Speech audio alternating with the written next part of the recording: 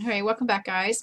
I had said that I was going to do the kind of pink hair sort of effect that Terry had liked on one of the other girls that I did. So I thought I would go with a face that had, you know, a good hairstyle for that, as well as it was already pre-drawn. And it just so happens to be the other side of the page we just finished. Now, this is where I was painting a file folder, and I just stuck this paper in there to keep from protect the other side of the folder. So that's why it has that mark there, as well as some of this, which is clearly from the other page. Again, the purple up here, same thing. So it kind of, you know, in a way, a lot of people might look at this and say, oh, well, you know, what a mess. They might get their gesso out and gesso over it, but for me, this is a fine, perfectly fine page to start with. And the drawing actually was already there, had been there for previously for a while. So I'll just show you really quickly. She is shaded, that type of thing, with graphite and drawn with graphite. And although there is a lot of detail like here on the little top she's wearing, I'm totally okay with covering that stuff up. Each time I do something, like if I sit down to draw, I draw it without any preconceived determination of what I'm going to do to the rest of the page. And so I can get really detailed in here. And if I, for some reason, like really love it or something like that, I can go ahead and choose to keep all of that. Or if I'm not particularly precious with it, if it doesn't necessarily appeal to me for whatever reason, I can also just cover that back up. So that's just something to keep in mind when you're working. If you can kind of compartmentalize the different parts of your page, or, you know, of your process, then you can hopefully allow yourself to be more open to doing different or more creative things with it. Then the reverse of that, which might be, because there's so much detailing here, there's flowers drawn on it, there's lots of shading, there's the pretty necklace, you know, instead of worrying so much about, you know, oh gosh, I can't mess this up, so I can only do a limited number of types of techniques because, you know, it needs to be something that works well with the fact that I need to keep this. The reverse of that is just being kind of open to letting things happen as they go, as your imagination or your creative muse, whatever you want to call it, kind of takes over. So the one thing that when I received the package from Linda, I absolutely loved this particular napkin, which you might, if I could get it open, you might think is a little strange considering it's not my typical style. However, it is these little light pink Swiss polka dots. I think you can probably see those. And my very first prom dress was actually made from a very transparent, floaty material that was pink with white Swiss polka dots. So it was like immediately called to, you know, a past memory for me. So that's one of the reasons why I liked it. Plus, too, I like the fact that it has these little houses. So it's a really good design to be able to use for me in a case where I want to do layering. So this, I'm going to set this aside for right now, but I just wanted to present that as, you know, an element that will go onto this page. So I'm going to start with the watercolor so that I can do the hair effect that Terry liked. And I'm just digging for my water, and my water needs to be cleaned. I forgot that I actually thought I had cleaned that. So I'm just going to use this container instead. And then I am going to use my watercolor brushes just because I tend to always pull them out whenever I know I'm going to be doing just watercolor, or at least just watercolor to start. And I'm going to get my watercolors. Now, like I had said when I answered her question, the hair of the girl, let me see if I can remove a cat. Come on, Peach, hop off, sweetheart. Hop off. Telling a cat to hop off of something they're sitting on is hilarious. That's just not going to happen. She just kind of looks at me like, yeah, All right, so this might not be as easy as I thought because I have rifled through these pages and jumbled them up quite a bit. So bear with me. I'm just looking for the page that prompted her question. Okay, so here's the page that she asked about the hair, because it definitely kind of has a sort of cotton candy appearance. And it's a little easier to tell here that it's got a hint of that sort of tangerine color, not just a pink. So the way that I get that color, I'm actually going to clean, which this is, you know, unheard of for me, but I am actually going to just clean this really quickly, just so that I have a reasonably clean mixing area. I usually don't clean them very often. I like to sort of start with the colors that I already mix. Okay, so there wasn't, that particular wipe doesn't have any cleaner in it, so I can just kind of dry it a little bit, get the last little bit that's on there up.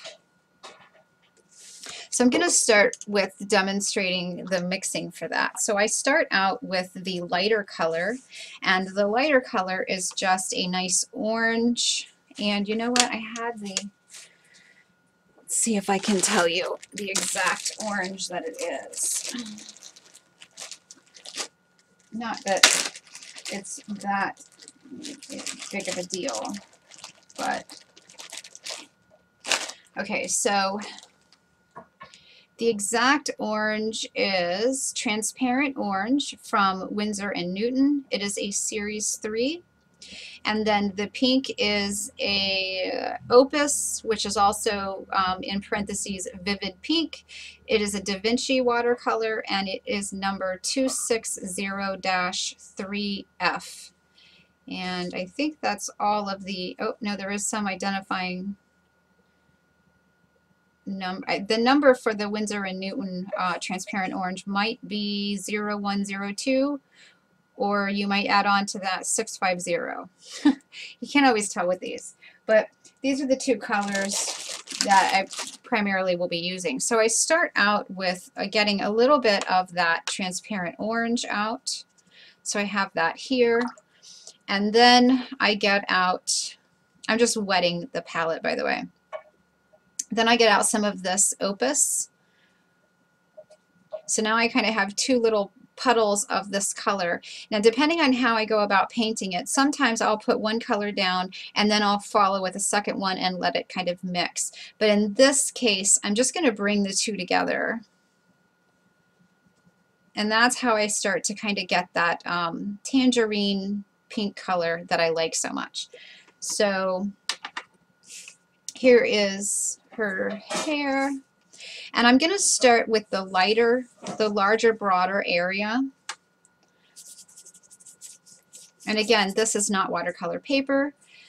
This is just sketch weight, 50-pound sketching paper. So you have to kind of understand how watercolor paper and watercolors work together to realize that it's not going to absorb in the same way. So I'm going to get a lot of streaking. I'm going to get places that are going to absorb more and places that will absorb less, just because I'm not using a paper that is specifically designed. Not only is it not designed for watercolor, it's not designed for wet media. So it's going to react a little bit differently. But I kind of start with that, and then I can actually begin to make a darker, more pigmented mix, and then start doing some of these areas that really kind of need to be a little darker. This is definitely a process of building up the strength of the color based on adding additional paint. Sometimes that means that you are going to let it dry in between, and sometimes that means you're going to just keep adding more pigment directly into the already wet paper. So in this case, I'm just kind of working on my initial layer.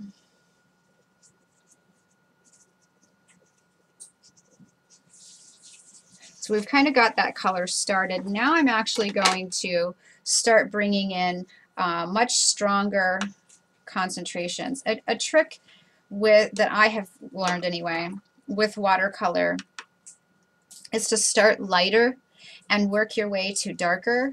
And you can always, you know, keep adding a little bit more color into it. But if you put a really heavy, strong color down and it soaks in, especially when you're working on something like this that's not designed for wet media to begin with, it's going to stain, you know, potentially stain the paper. And once you do that, it's kind of hard to go back unless you want to start introducing, you know, some type of actual paint or some other type of medium. Sometimes you can get away with like the Chinese white and adding that in, but I just find it's easier to just start really faint and really light and go from there. So I am pushing it a little more to the pink side, at least closer up to the areas that I want to represent really dark. I want to use the pink as the color to represent making it a lot darker. So like the hair maybe is thicker there, or there has some shadow falling onto it from the face, that sort of thing.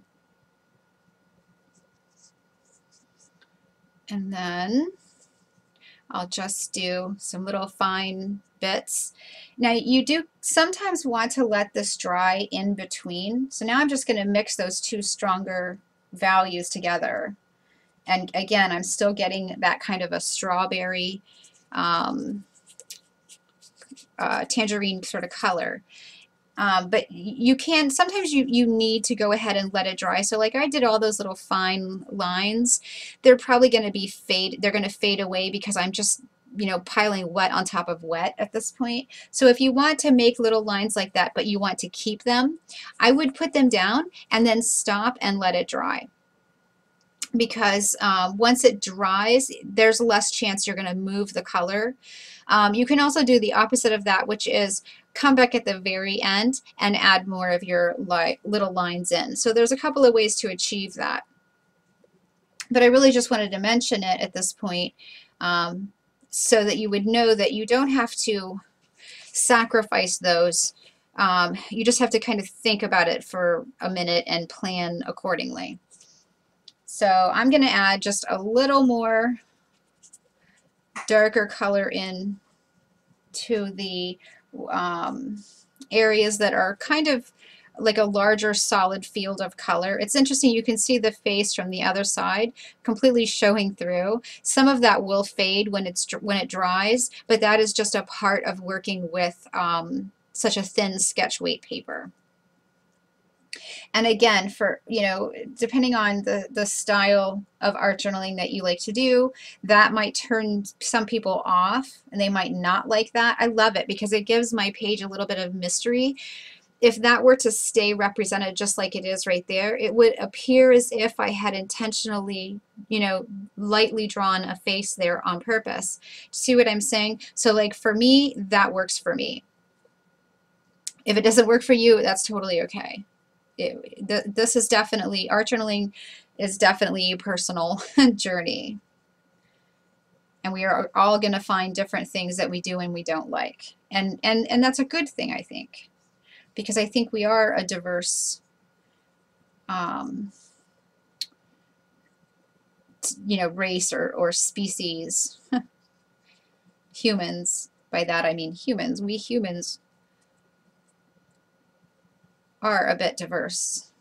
And one of the ways in which we can show that is our creativity and the things that we find that we love.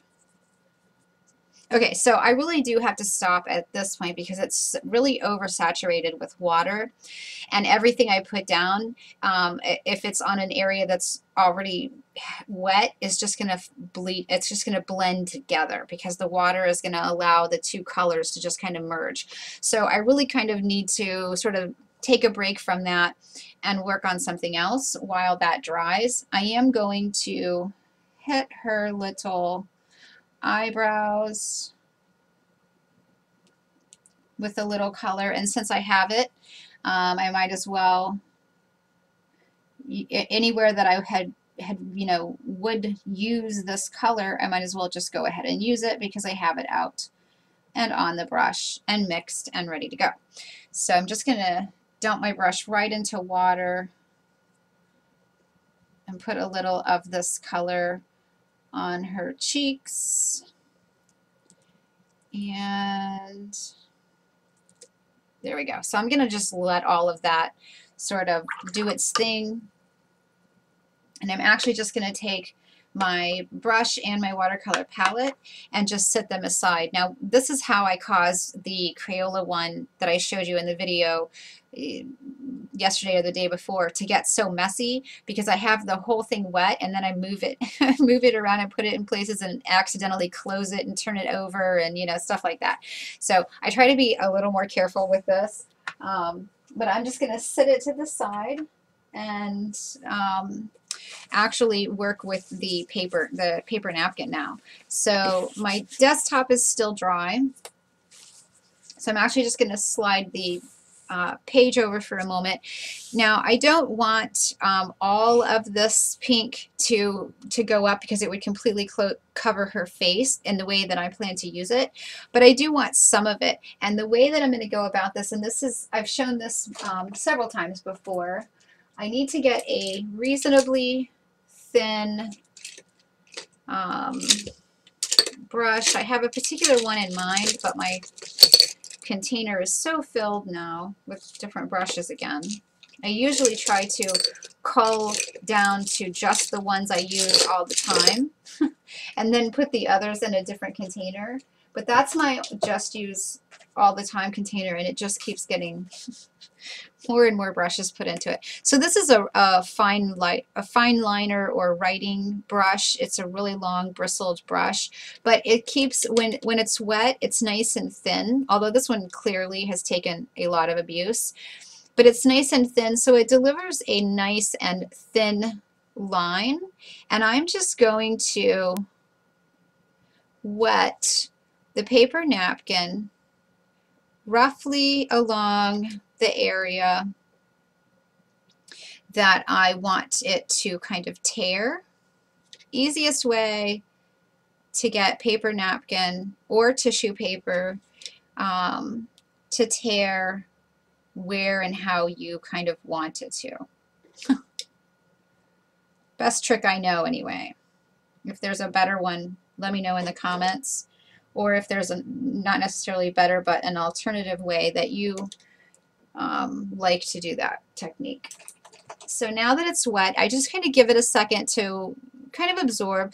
Not too long though, because like you can see the top of this little house is going to rip if I'm not careful. So I just very gently place my finger down where I kind of want to encourage it to tear from, and then just gently pull away the paper. So that's nice because for a couple of different reasons. It's nice because it's, it is just the area that I wanted, but it's also nice because it's kind of a slightly rough torn edge versus a hard cut edge. I prefer a torn edge in most instances, so that works really well for me, on a couple of different levels. Now I do want to let that dry as well, and I want to let the hair dry, and this is actually a really kind of convenient place to stop. It seems like I've just barely started, so that's just because that's what I'm accustomed to, I think.